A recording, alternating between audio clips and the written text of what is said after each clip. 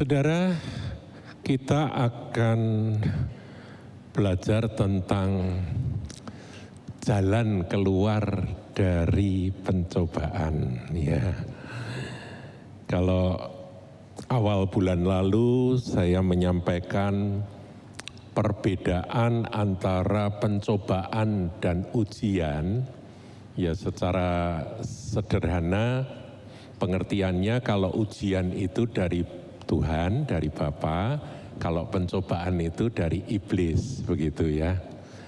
Tetapi nanti ada titik temu bahwa iblis mengerjakan akan pencobaan, iblis mengusahakan pencobaan atas anak-anak Tuhan, sementara Tuhan memakai pencobaan tersebut menjadi ujian. Jadi ada titik temu antara pencobaan yang diusahakan, dikerjakan oleh setan dengan Tuhan yang menjadikan itu sebagai ujian.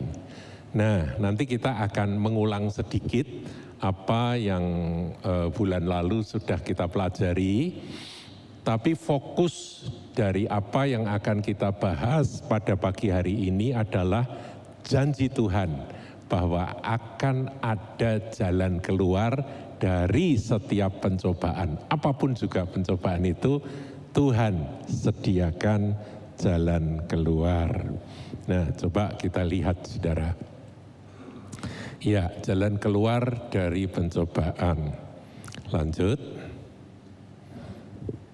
Janji Tuhan, kita akan baca dulu ya janji Tuhan ya. Sekarang saya enak karena di kiri kanan ini ada TV saudaraku ya. Jadi kalau sana terlalu jauh, saya baca di sini. Coba kita baca sama-sama ya. 2, 3. Pencobaan-pencobaan yang kamu alami ialah pencobaan-pencobaan biasa yang tidak melebihi kekuatan manusia. Sebab Allah setia dan karena itu Ia tidak akan membiarkan kamu dicobai melampaui kekuatanmu.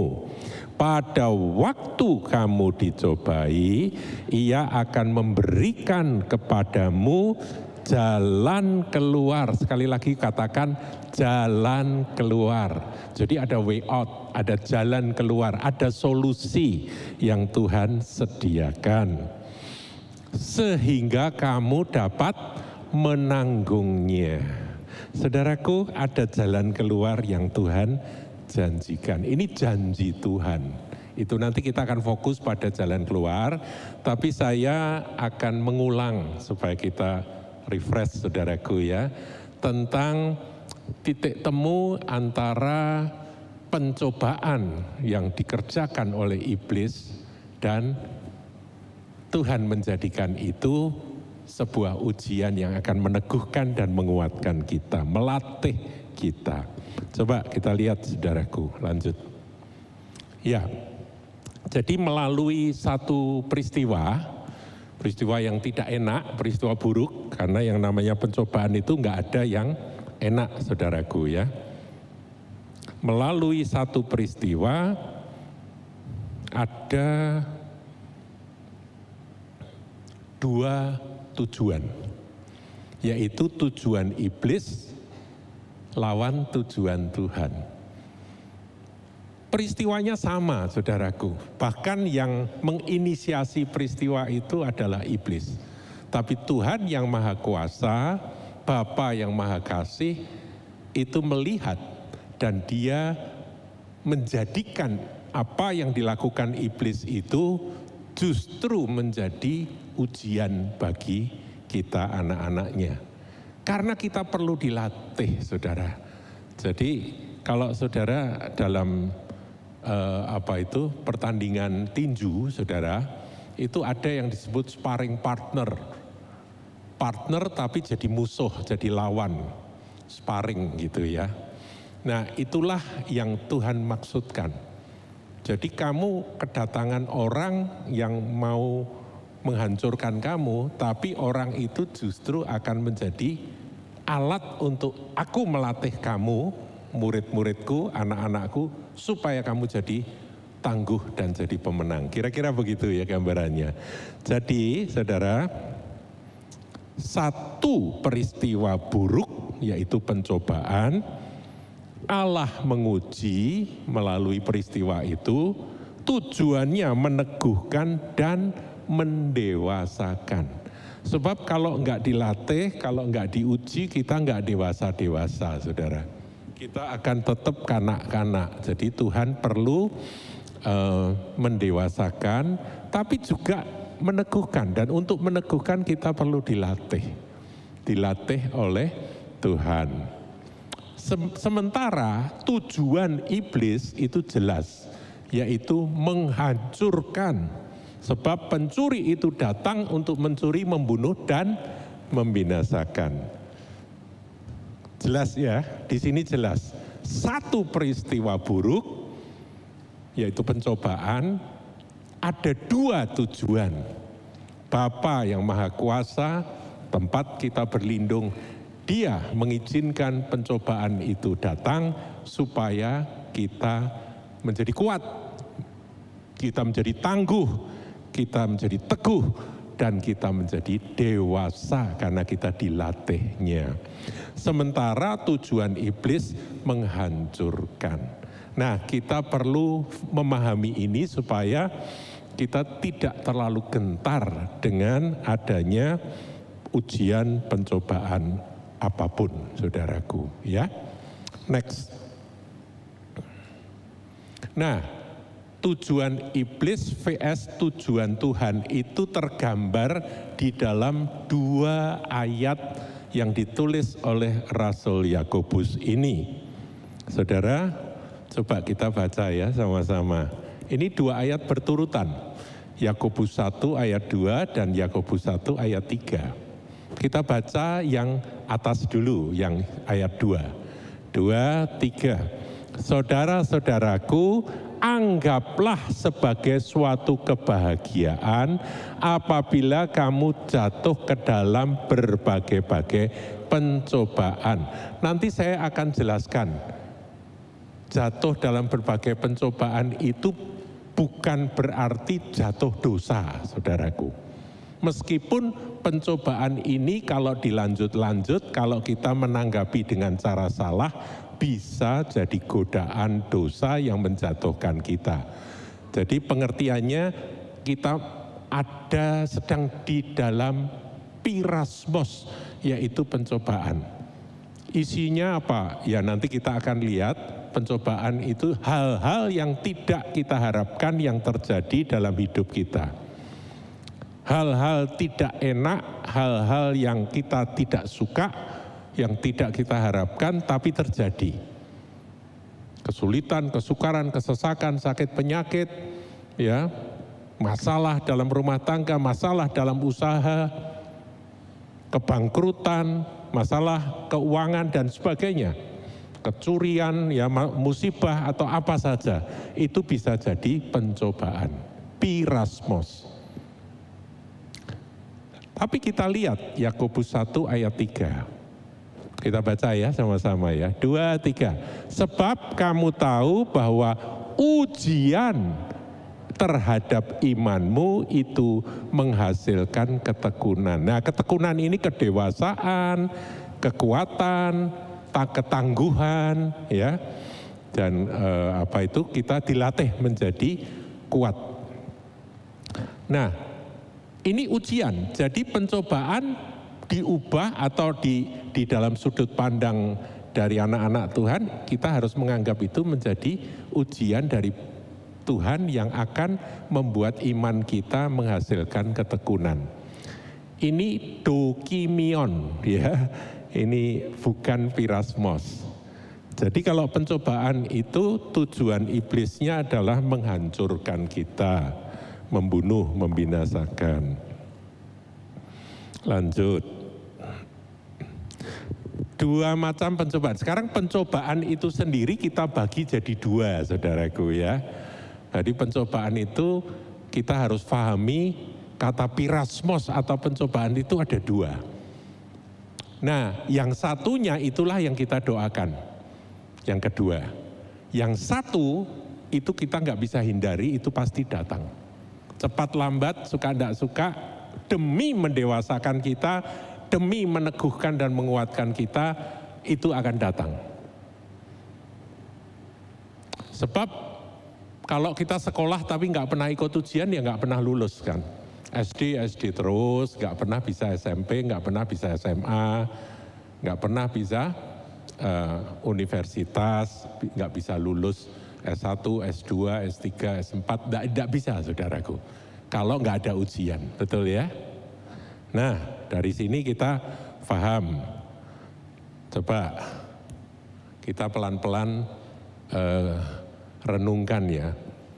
Pencobaan itu tadi saya katakan hal-hal yang tidak kita sukai, yang enggak enak, itu persoalan hidup. Kemudian kesukaran, kesesakan, nyesek di hati begitu ya. Kita enggak suka dengan ini, kita sukanya enggak sesak, kita sukanya gampang, enggak sukar gitu ya. Kita sukanya enggak ada persoalan dalam hidup ini. Penderitaan, kita enggak mau menderita, siapa yang suka menderita ya?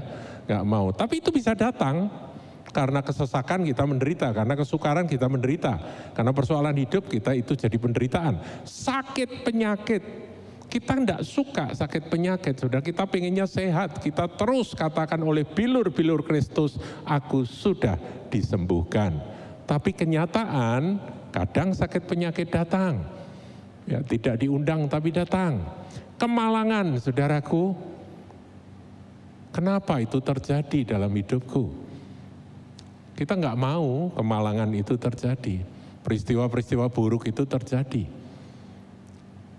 Kita sudah jaga rumah baik-baik, tiba-tiba sedang pergi rumahnya kebakaran. Kita nggak mau saudara itu terjadi. Kita minta perlindungan Tuhan.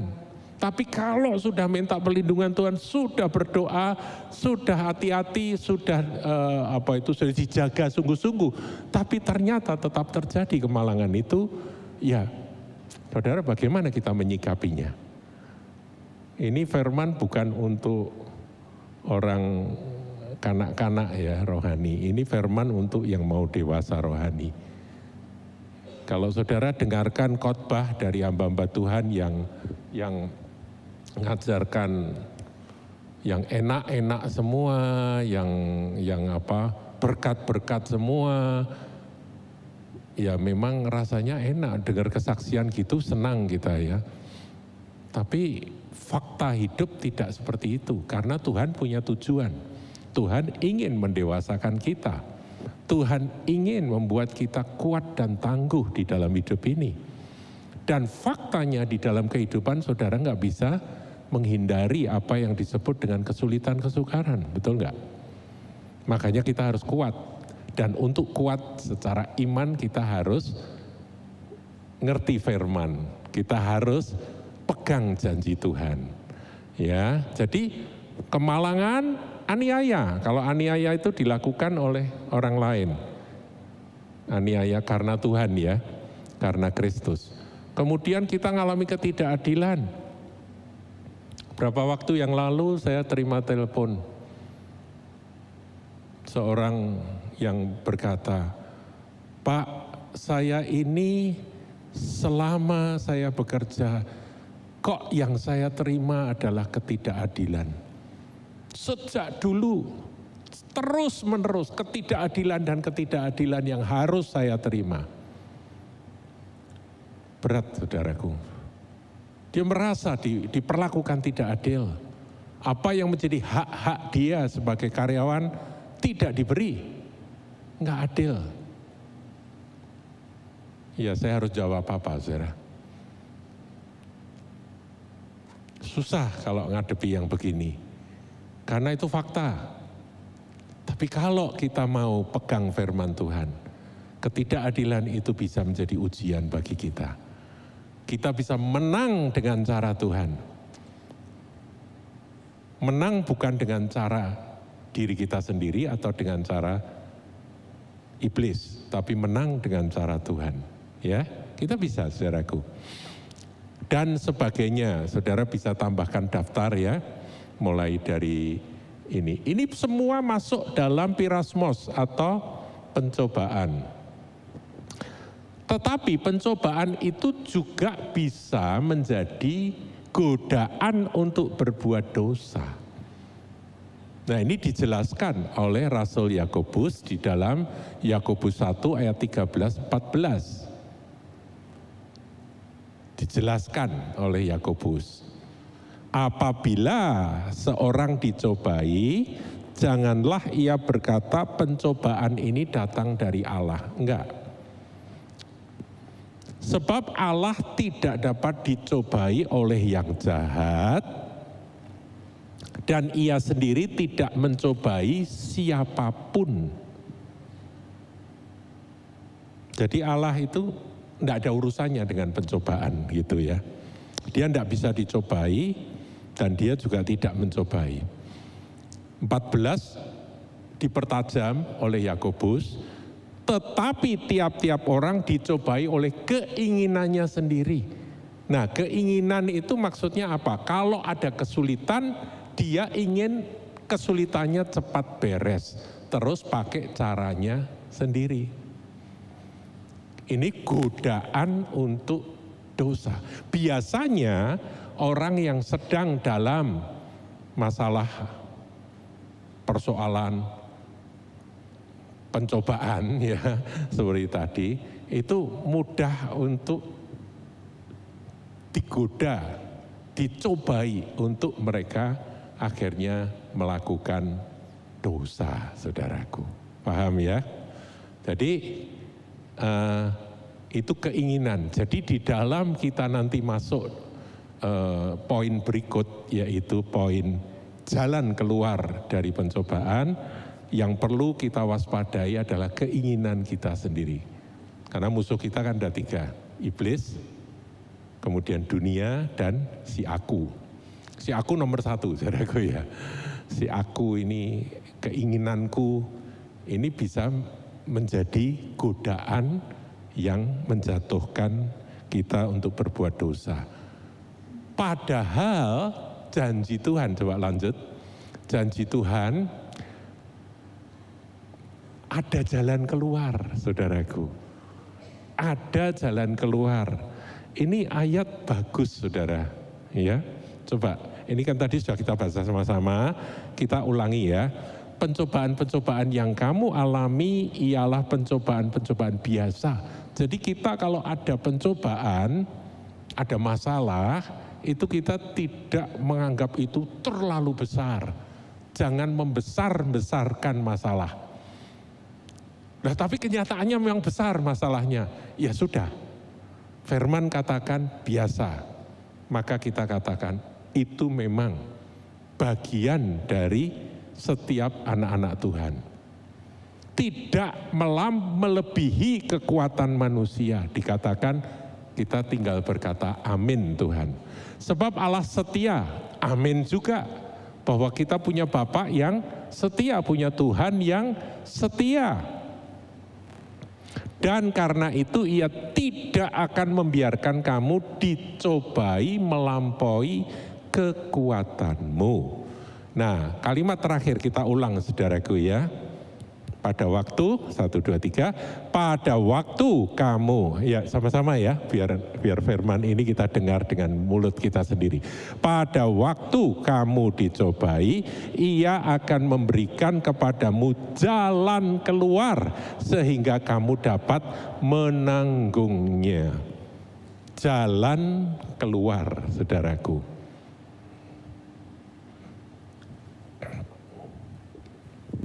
Jalan keluar. Ini luar biasa, janji Bapa. Ada jalan keluar. Saudara, ada yang sedang dalam masalah? Ada sedang dalam pencobaan? Pirasmos? Ada janji bahwa Tuhan menyediakan jalan keluar sehingga kita dapat menanggungnya. Nah, jalan keluar itu seperti apa jalan keluarnya? Coba kita lihat, saudaraku. Ternyata jalan keluar yang alkitabiah itu ada bermacam-macam. Ini saya daftar ada 6 saja, mestinya bisa ditambahkan terus saudaraku ya. Ini saya singkatkan jadi 6 poin saja. Yang nomor 1, jalan keluarnya, ya betul ini. Yang nomor 1 adalah masalah diselesaikan seketika, instan. Jadi ada problem, kita berdoa, jalan keluar Tuhan langsung berikan, selesai masalahnya. Ya mestinya kita semua pengen yang ini saudaraku ya. Nomor 1 ini favorit saudara. Semua orang Kristen, semua anak Tuhan pasti milih yang nomor 1. Kalau boleh milih saudaraku. Berdoa boleh enggak? Boleh. Minta boleh enggak? Boleh. Tapi terkadang Tuhan tidak bekerja dengan cara seperti itu. Meskipun ada banyak umat Israel kelaparan, langsung mana turun dari sorga. Umat Israel kehausan, Tuhan membuat mara air yang pahit jadi manis. Ada jalan keluar sesaat itu ada. Israel butuh protein gitu ya, Tuhan kirim burung puyuh. Jadi benar-benar cara Tuhan yang menyelesaikan problem apapun secara instan itu ada di dalam Alkitab. Dan di dalam perjalanan hidup saudara dan saya juga sering kita ngalami ya. Bagaimana Tuhan menolong dengan sangat cepat. Tapi sekali lagi saya ingin sampaikan, boleh minta, tapi kenyataannya seringkali Tuhan punya cara lain. Nah, nanti kita akan belajar cara lain yang poin-poin berikut ini, saudaraku. Yesaya 55 ayat 8 sampai 9, coba tolong ditampilkan. Yesaya 55 ayat 8 sampai 9, ini tambahan saudaraku ya.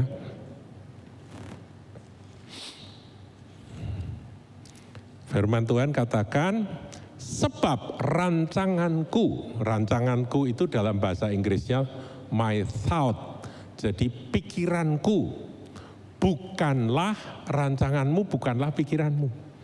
Nah, kalau menurut saudara, misalnya saudara sedang kena satu problem, taruh kata saudara sedang mengalami kesulitan di dalam usaha saudara misalnya, mengalami kebangkrutan gitu ya. Mintanya apa saudaraku? Jalan keluar yang cepat kan? Pikiran kita. Ada seorang yang datang kemudian berkata, kamu sedang kena musibah ya? Iya Pak, kemarin pabrik saya kebakaran. Lah asuransinya gimana? Baru asuransi habis ternyata kebakaran, belum saya perpanjang. Waduh, tapi orang ini baik dan dia konglomerat. Dia bilang, ya sudah, kamu nggak usah stres. Ini aku kirim 2 miliar, kamu pakai dulu, nggak usah pakai bunga. Nah itu namanya pertolongan instan gitu ya.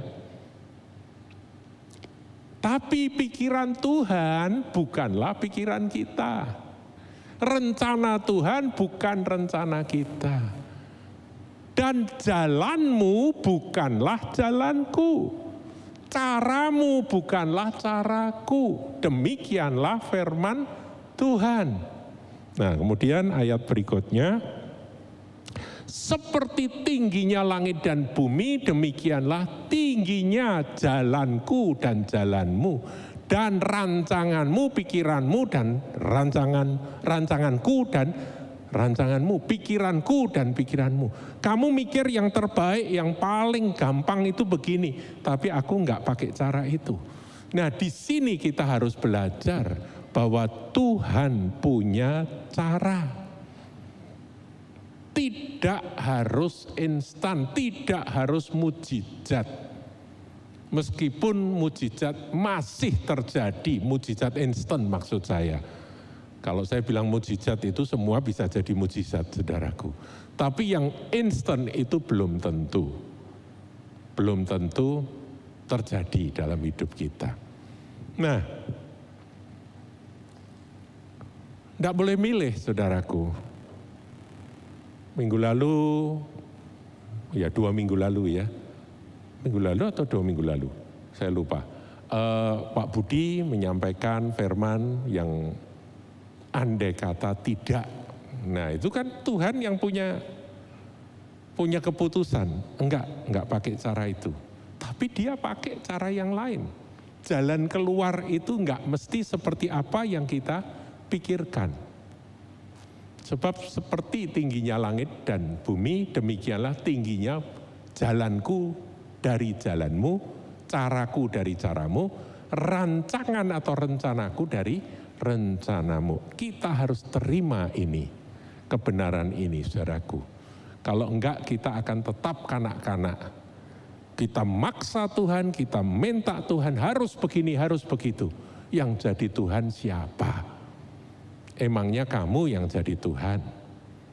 Tuhan itu artinya yang berkuasa menentukan apa saja yang terjadi dalam hidup kita.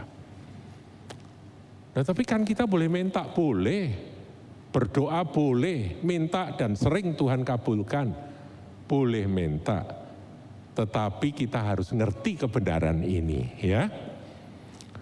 Nah, poin kedua, sekarang masuk kembali ke berbagai cara tadi, berbagai macam cara Tuhan. Poin kedua, ini khusus, diselipkan khusus, yaitu kalau yang jadi pencobaan atau masalah itu adalah manusia. Saudara, dalam keluarga seringkali orang-orang tertentu dicobai dengan manusia yang ada di dalam keluarga sendiri, gitu ya. Ada yang berkata, wah iparku yang satu itu jahatnya luar biasa.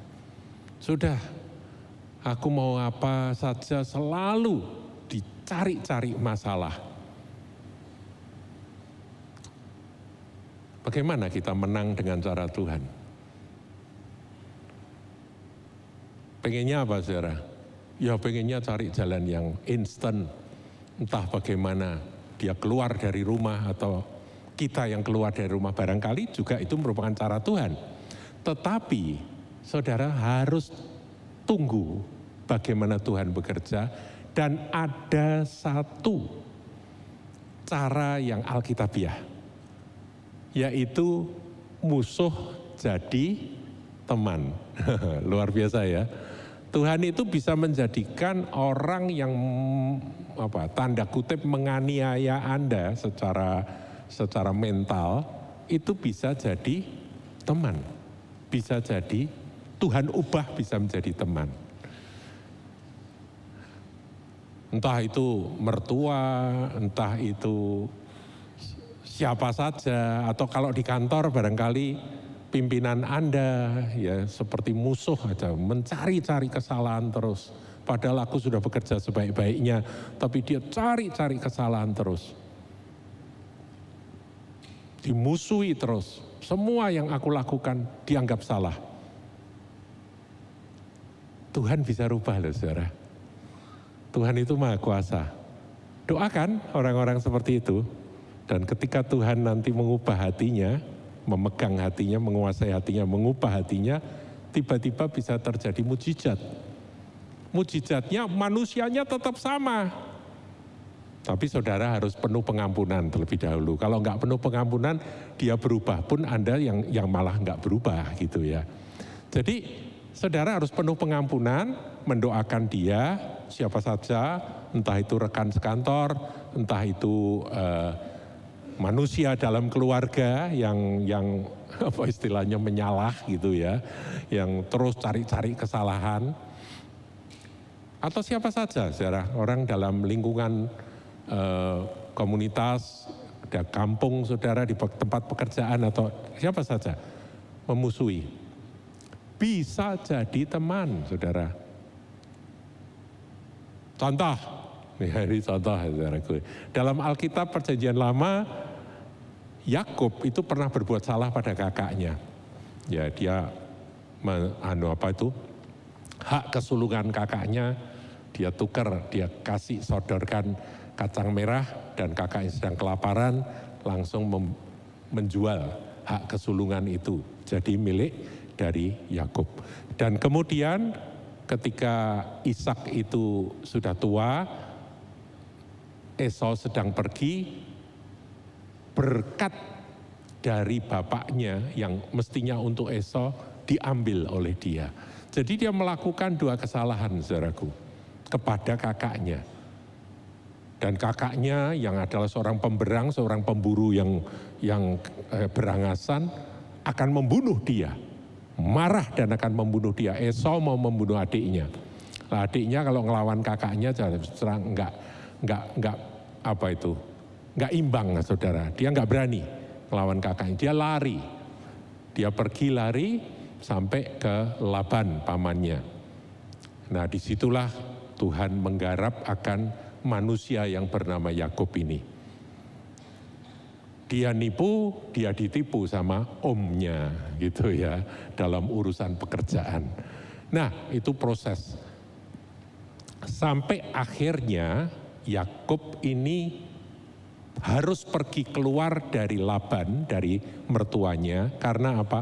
Jadi omnya itu jadi mertuanya dia. Saudara harus baca firman ya supaya ngerti. Kalau saya ngomong gini, kalau saudara enggak ngerti riwayatnya jadi bingung gitu ya. Ini ngomong apa ini Pak Hin ini gitu ya. Tapi saudara harus ngerti firman Tuhan, cerita-cerita Alkitab harus tahu gitu ya.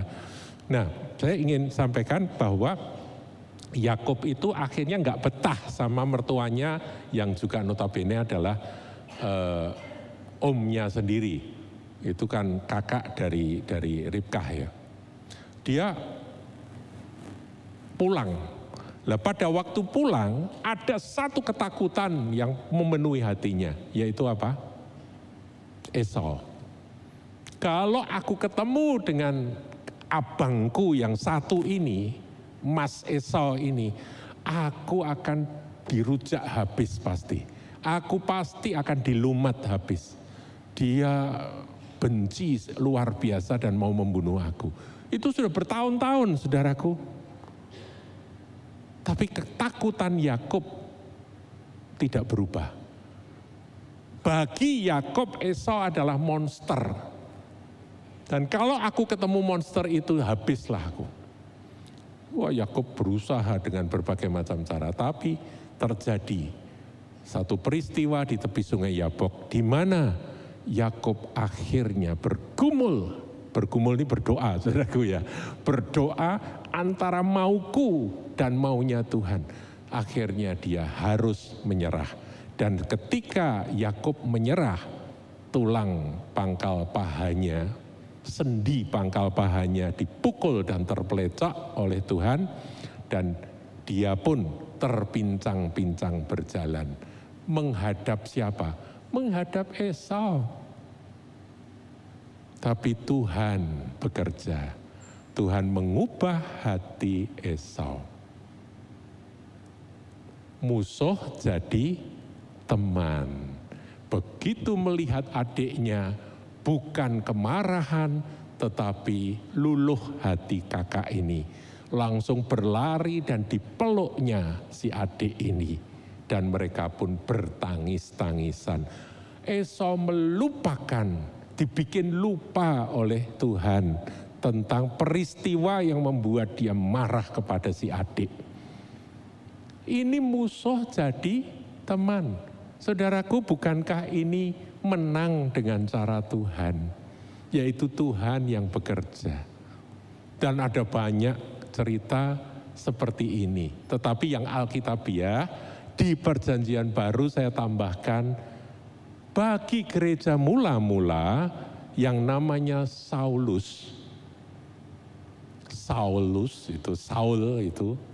itu adalah monster, itu adalah orang yang sangat ganas bagi gereja Tuhan. Gak peduli laki, gak peduli perempuan, ditangkap masukkan penjara. Ketika Stefanus dirajam, dilempari batu, dia jadi saksi. Dia berdiri di jubahnya Stefanus. Aku saksi bahwa orang ini patut dirajam, dihukum mati, dilempari batu. Itu Saulus, saudaraku. Radikal sekali, kejam sekali. Dan setelah itu dia menyala-nyala dengan amarah. Ini penyesatan bagi agama Yahudi, yaitu jalan Tuhan yang disebut jalan Tuhan orang-orang Kristen pada masa itu. Semua ditangkepi, dikejar sama dia. Tapi jemaat berdoa, Stefanus melepas pengampunan. Sebelum mati Stefanus berdoa, jangan tanggungkan dosa itu atas mereka. Ampuni mereka ya Tuhan.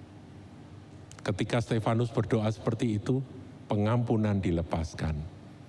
Karena firman Tuhan katakan, kalau engkau mengampuni dosa orang, maka dosanya akan diampuni. Kalau engkau berkata dosanya tetap, maka dosanya tetap.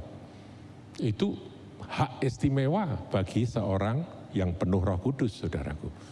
Stefanus melepas pengampunan. Dan apa yang terjadi? Wow. Saulus berubah menjadi Paulus, saudaraku. Berubah menjadi rasul yang terdahsyat, yang terhebat. Sekarang kalau kita baca Perjanjian Baru, sebagian besar dari tulisan-tulisan Perjanjian Baru adalah tulisan dari Rasul Paulus, saudaraku. Kita punya tuntunan hidup sebagai umat Perjanjian Baru, itu jasanya Paulus, saudaraku. Kalau enggak, kita akan tetap jadi Yahudi yang percaya Yesus, begitu ya. Ya, saya ngomong gini, ada yang ngerti, ada yang enggak ngerti, enggak apa-apa. Nah, sekarang yang ketiga, saudaraku. Melalui persoalan, nah ini juga enggak bisa dipilih, saudaraku. Jadi persoalannya itu tetap, masalahnya tetap. Kesulitan, kesukaran yang kita hadapi itu tidak berubah. Kalau musuh jadi teman itu kan dia berubah, ya kan? Kalau ini enggak berubah. Tetapi kita dilatih menjadi kuat dan tangguh sehingga kita mampu mengatasinya. Jadi memang itu betul-betul cara Tuhan untuk membuat Anda, saudara dan saya ini menjadi kuat. Karena ini latihan dari Tuhan. Jadi Tuhan melatih saudara dan saya untuk supaya kita bisa mengatasi akan persoalan tersebut. Persoalannya tetap, tapi saudara diberi kemampuan lebih dan lebih melalui pengalaman menghadapi persoalan itu, menjadi tabah, menjadi tangguh, menjadi kuat, dan dapat menanggungnya, ya, bahkan dapat menyelesaikannya. Wow. Ada yang punya contoh seperti ini? Haleluya. Ya. Ya, puji Tuhan, saudaraku. Yang keempat sekarang. Nah, ini adalah Christian jargon, merupakan satu istilah khas Kristen, yaitu apa? Baca sama-sama, saudaraku, yang keempat, 2, 3, duri dalam daging. Ya, ini rem yang Tuhan kasih supaya kita ini enggak kebablasan, enggak jadi sombong. Tuhan kasih duri dalam daging. Rasul Paulus bertanya-tanya, kenapa ada duri dalam daging, yaitu seorang utusan iblis yang menggocok aku.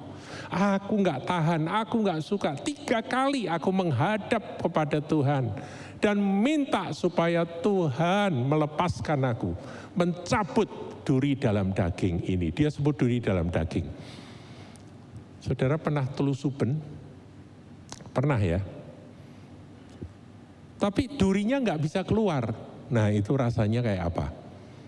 Kalau tidak kesentuh sepertinya nggak ada masalah. Tapi kalau kesentuh di tempat di mana ada duri di dalam daging itu, nyeri, sakit, saudaraku. Nah, ini juga Alkitabiah, saudaraku. Waktu Paulus 3 kali minta kepada Tuhan, cabut duri dalam daging ini, jawabnya apa? Cukuplah kasih karuniaku kepadamu. Karena justru dalam kelemahan maka kuasaku bekerja sempurna. Wow, jadi duri dalam daging itu kelemahan.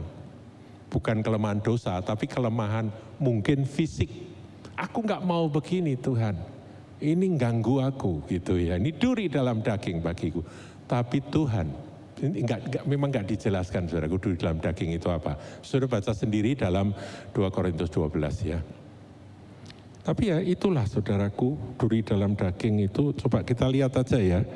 2 Korintus 12 ayat 7 sampai 9. Dan supaya aku jangan meninggikan diri oleh penyataan-penyataan yang luar biasa itu, maka aku diberi suatu duri di dalam dagingku, yaitu seorang utusan siapa? Iblis, untuk menggocoh aku, supaya aku jangan meninggikan diri. Lanjut. Tentang hal itu aku sudah 3 kali berseru kepada Tuhan supaya utusan iblis itu mundur daripadaku. Minta ya utusan iblis itu undur.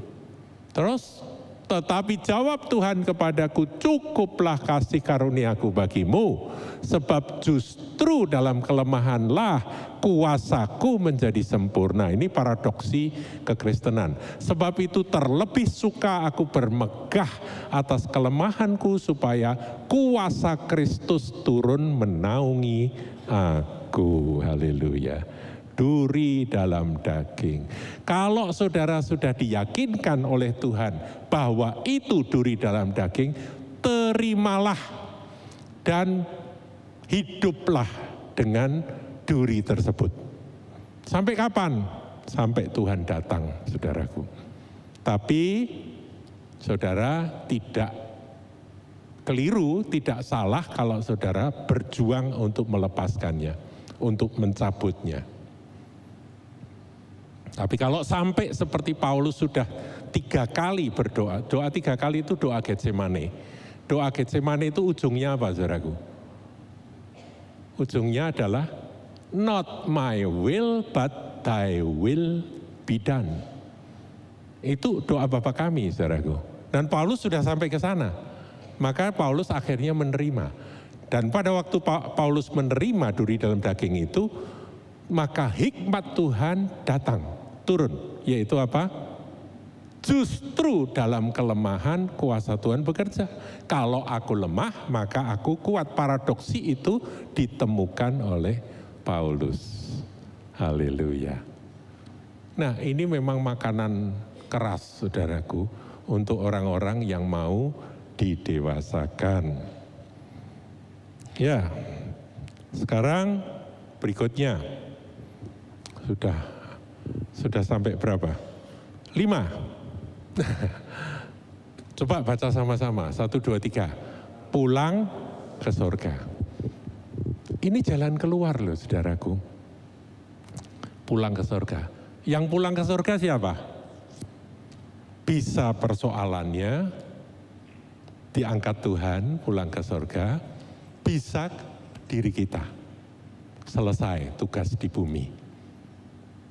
Ini jalan keluar, dan jalan keluar yang paling hebat ini. Karena firman Tuhan katakan, beristirahatlah hai Daniel. Artinya sudah selesai dengan jerih lelah di bumi ini.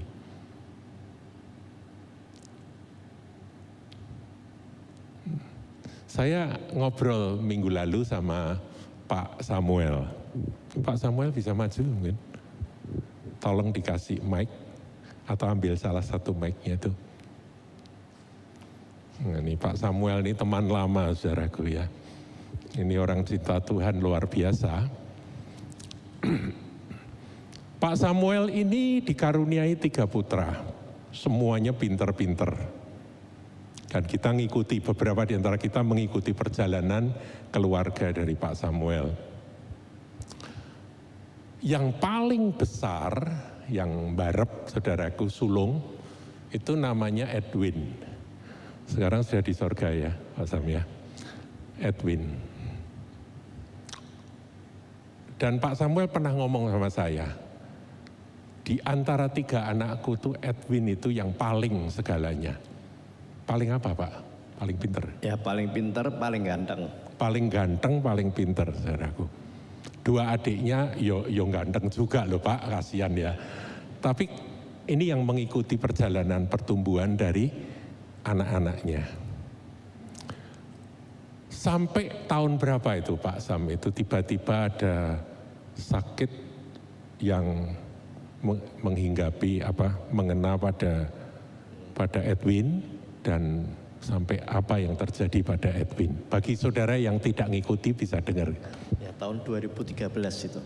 2013 ya. Mulai Maret 2013 sampai 2018. Sakit apa itu Pak Sam? Itu sakitnya Wilson disease. Jadi ada pengerutan pada otak kecil atau otak motorik. Oh jadi secara medis itu otak kecilnya itu mengkerut gitu ya? Nah akibatnya apa? Ya akibatnya jadi secara degradasi, kelumpuhan secara motorik, sehingga akhirnya dia tidak bisa gerak, bahkan untuk nelen makan pun susah, yang terakhir pun sudah untuk melihat itu sudah mulai susah, jadi matanya untuk buka itu sudah mulai susah itu. Tapi secara otak normal Mas Yan. Jadi secara kecerdasan sebetulnya masih bagus ya? Masih bagus, ya kami ngikuti ya, ada Pak Paulus Yosifia juga ngikuti, kami semua ngikuti bagaimana Edwin ini sering dibawa ke gereja dengan kursi roda waktu itu ya, karena nggak bisa jalan saudaraku. Jadi ngalami kelumpuhan seluruh tubuhnya, sampai tadi dikatakan nelen pun pada akhirnya susah dan mata nutup. Buka mata aja hampir nggak bisa. Hampir sudah nggak bisa. Ya, nah itu pergumulan itu dilewati oleh Pak Samuel bagaimana? Dilewatinya dengan usaha apa Pak?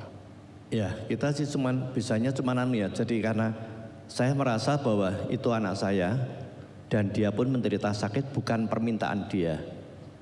Berarti ya saya berusaha untuk merawat dia, mendampingi dia setiap saat. Saya dengan istri saya berdua kita mendampingi apapun kita lakukan, mulai dari mungkin dia mandi, maaf seperti BAB segala macam kita layani sendiri semua. Ya, jadi suster bagi Edwin ya. Ya jadi seperti dianggap bayi lagi gitu ya. Ya seperti bayi ya. Nah kemudian Edwin ini sudah diusahakan ke dokter itu Pak? Sudah, jadi pada tahun itu Maret itu 2013 sesuai saran dari dokter dari Telogorjo, Dr. Handoyo yang sekarang sudah almarhum, bilang ini saya arahkan ke Singapura untuk bisa dicek sebetulnya ini ada masalah apa, karena di Indonesia sini sudah mereka angkat tangan. Akhirnya saya bawa ke sana dan ketahuan bahwa di situ ada penyakit namanya Wilson disease, dan kalau dari rekomennya dari orang dokter Singapura bahwa itu penyakit langka. Jadi tidak banyak atau bahkan pada saat itu belum ditemukan obat yang sebetulnya itu apa. Jadi akhirnya setelah kita bawa sana baru ketahuan penyakitnya seperti ini, ya sudah kita bawa pulang lagi, kita rawat dengan segala, ya mungkin kadang-kala ada kita tusuk jarum. Waktu itu sempat beberapa bulan ke tempatnya Bu Ari itu tusuk jarum juga di sana. Pas ada sinsei dari Tiongkok, kita bawa ke Magelang untuk ditusuk jarum, dipijet segala macam. Kita coba segala usaha sehingga pada titik akhirnya memang nggak ada perubahan dan secara perlahan memang menurun. Ya sudah, kita rawat di rumah sendiri. Iya. Doa bagaimana kalau urusan rohani? Doanya pernah usaha apa? Saya dengar pernah pergi ke KKR-nya Benihin ya. Pernah, waktu itu atas ya karunia Tuhan, istri saya dapat dari salah seorang teman diajak ke Singapura. Untuk ke sana ada persembuhan dari Benihin. Dia datang ke sana, biarpun datang dilihat ya. Mungkin untuk biar istri saya jelaskan aja. Ya, mari Bu Ana. Masih ingat Bu Ana. Ini untuk kita belajar ya, saudaraku. Belajar tentang bagaimana pulang ke surga itu merupakan cara yang Tuhan tentukan. Ya, itu yang waktu KKR Benihin itu pergumulannya, doanya Bu Ana bagaimana? Waktu saya diajak ke Singapura ada KKR Benihin, saya bersedia berangkat. Waktu sudah sampai di sana semua juga karena Tuhan. Waktu KKR saya lihat semua orang tuh sembuh, banyak orang sembuh saya lihat. Orang-orang lain disembuhkan, yang sakit, sembuh. ya. Yang datang bawa bed tahu-tahu sudah bangun, bisa berdiri, bisa jalan. Terus yang lumpuh bisa berjalan. Saya lihat anak saya, Tuhan loh anak saya kok nggak sembuh. Ya sudahlah, saya nggak tahu rencana Tuhan. Setelah dari KKR yang hari pertama, hari kedua saya nggak tahu kalau ada lagi. Terus yang mengajak saya bilang, Cici enggak usah nganter saya berangkat sendiri saja. Terus saya bingung, sebetulnya saya juga enggak berani berangkat sendiri karena bawa orang sakit kan enggak mudah. Tapi waktu saya habis breakfast, saya masuk lift, saya ketemu orang. Dia tanya, kamu kesini kenapa? Saya mau kemarin ikut ke ibadah Benihin. Nah sekarang enggak datang, saya mau berangkat enggak tahu bagaimana caranya. Loh saya tuh sudah nyewa van. Kamu ikut saya aja, saya nggak kenal ternyata kalau nggak salah orang Bandung, sampai saya orang Malang. Saya nggak tahu namanya juga, terus dia habis kita cari makanan, dia langsung ajak saya langsung balik ke hotel, ternyata kamarnya tuh seberangan sama kamar saya. Anaknya juga lumpuh, terus dia, ayo kita berangkat, sampai saya heran Tuhan menyediakan tuh yang tidak pernah saya pikirkan. Langsung anak saya turun, saya bawa kursi roda, langsung dimasukin di van, dia menyewa van yang besar, saya langsung ikut kebaktian bersama dia, terus dia bilang, gimana Bu, anaknya ada kesembuhan? Enggak, anak saya juga enggak. Terus dia bilang, enggak apa-apa Bu, pasti Tuhan punya rencana lain, itu aja yang waktu di sini. Iya, sampai saatnya tiba, di mana ya mungkin saya masih ingat itu Bu Ana pernah telepon saya. Dia bilang, Om Hin, ini sampai kapan? Sampai kapan Edwin ini seperti ini? Karena Edwin kadang-kadang rewel juga ya. Kadang-kadang anak ya seperti itu kan rewel, saudara. Karena dia mau ngomong tidak bisa, padahal pikirannya masih normal. Jadi rewel dan mamahnya ada satu titik di mana dia nggak kuat lagi. Tapi firman Tuhan katakan pencobaan-pencobaan yang kamu alami tidak melampaui kekuatanmu. Saya cuma bisa bilang gini, ya Ana, dilewati, dijalani. Jangan dipikir, jangan diolah-olah di pikiranmu. Serahkan pada Tuhan, dijalani. Sampai waktunya tiba. Poin yang kelima, pulang ke sorga, saudaraku. Itu merupakan cara Tuhan. Ada banyak misteri kalau saudara baca Alkitab, kenapa Stefanus yang baru naik daun tiba-tiba mati? Ya karena memang waktunya Tuhan dia harus pulang ke sorga. Sebagai saksi, sebagai martir. Yakobus masih 29 tahun. Saudara Yohanes dipenggal. Kenapa gitu ya? Kenapa Tuhan tidak luputkan? Ini kan pertanyaan. Kenapa Edwin tidak disembuhkan? Seperti yang dilihat oleh Bu Ana, ada orang-orang lain yang lumpuh kemudian berdiri dan berjalan. Saya juga sering saksikan bagaimana saya juga pernah mendoakan orang lumpuh, buta langsung melihat dan langsung berjalan. Pernah saudaraku.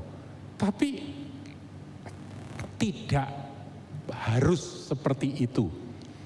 Tuhan yang berdaulat atas segala sesuatu, dia pakai caranya. Dan hikmat Tuhan itu tak tertandingi. Kapan itu ya akhirnya Tuhan panggil Edwin? Itu satu hari sebelum dia ulang tahun ya. Oh, satu hari sebelum ulang tahun ya. 2018. 2008. Jadi kalau dihitung-hitung sakitnya berapa tahun ya? 6 sampai 7 tahun kira-kira. 6 sampai 7 tahun saudaraku. Ada waktunya Tuhan menyelesaikan.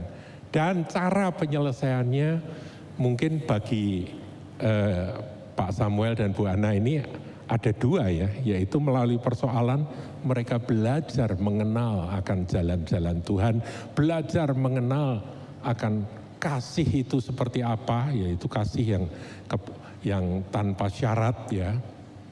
Bukan hanya mereka, adik-adiknya Edwin pun juga harus berkorban. Mereka kan pasti perhatian orang tua kepada dua adiknya ini pasti berkurang karena fokusnya kan Edwin. Pasti, karena yang sakit, yang lemah, orang tua kan selalu demikian. Jadi semua itu ada nilainya, saudara. Dan kalau sekarang saya melihat bagaimana dua putra dari Pak Samuel dan Bu Samuel ini luar biasa, saudara. Mereka dua-duanya ada di Jerman, saat meniti kehidupan yang ya tidak pernah dibayangkan oleh kita semua. Bagaimana mereka berada di Jerman dan yang sudah punya menantu ini ya, yang satu sudah dapat orang itu anak pendeta ya itu ya. Ya, anak pendeta. Anak pendeta Blaster, saudaraku ya, setengah Jerman gitu ya. Ya. Demikian. Ya, terima kasih Bu Ana kesaksiannya, Pak Sam.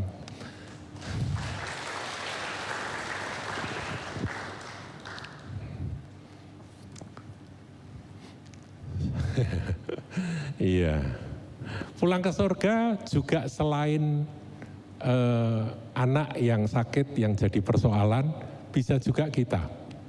Kalau sudah siap, setiap kita, cepat atau lambat, itu final destination kita, tujuan akhir kita, kota Allah yang hidup.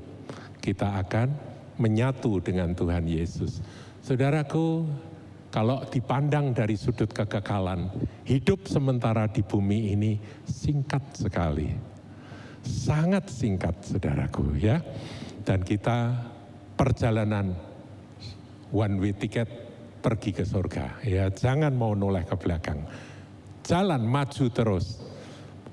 Dan setiap kita harus makin lama makin kuat hendak menghadap Allah di Sion. Nah, sekarang yang keenam, saudaraku. Kalau yang keenam ini khusus untuk godaan. Nah, kalau itu berupa pencobaan yang berupa godaan untuk berbuat dosa, maka ada satu jurus yang kita belajar dari Yusuf, saudaraku. Yaitu apa? Cao, ya, saudaraku ya. Run away, lari, saudaraku. Ini penting loh, saudara, penting. Lari itu bukan pengecut, lari itu cara Tuhan. Lari dari dosa. Jangan malah deket-deket dosa, saudaraku ya. Yusuf itu kan digoda berhari-hari sama Tante Potifar. Tante Potifar ini umurnya berapa tidak dijelaskan, tapi yang jelas dia nafsunya besar ngelihat Yusuf yang remaja ganteng ini, dia tergoda untuk berzina. Biasanya kalau ada anak muda gitu, dia mungkin punya pikiran ya, mana ada kucing disodori gereh nolak gitu ya. Ini pikiran dia. Nggak taunya dia ketemu dengan seorang yang takut Tuhan. Orang takut Tuhan itu salah satu cirinya apa? Menolak godaan dosa. Dan ketika godaan itu terlalu berat, larilah Yusuf. Dan risikonya besar, saudaraku, karena dia lari, dia difitnah, dia masuk penjara. Tapi justru dari penjara itulah rencana Tuhan yang bukan rencana Yusuf, itu justru terlaksana. Ketemu dengan juru minuman raja yang masuk penjara dan juru roti, juru makanan raja yang masuk penjara. Dan dari sanalah dia menafsirkan mimpi dan sampai waktunya Tuhan. Nah, tadi saya waktu Grace nyanyi lagu bahwa Tuhan itu on time, ya selalu always on time, itu benar, saudaraku. Sampai tiba waktunya Tuhan, maka Yusuf pun dipanggil oleh Fir'aun Dan kemudian ceritanya saudara tahu, Yusuf menjadi mangku bumi atau raja muda di seluruh Mesir. Jadi ada 6, saudaraku. Yang pertama, masalah diselesaikan seketika, ini kita minta. Dan Tuhan tetap bekerja dan saudara bisa minta, nggak masalah. 2, kalau itu manusia, musuh jadi teman. 3, melalui persoalan kita dilatih menjadi kuat. Firman katakan, dia yang melatih tanganku untuk berperang. Tangguh sehingga mampu mengatasinya. Kemudian duri dalam daging. Itu artinya sesuatu yang kita terima sampai kita nanti pulang ke surga. Nah, pulang ke surga itu juga merupakan cara Tuhan. Tadi kita sudah belajar dari kesaksian Pak Samuel dan Ibu. Dan yang terakhir, kalau pencobaan itu berupa godaan dosa, maka larilah ya. Jangan malu-malu untuk melarikan diri. Haleluya. Ya, mari Kris.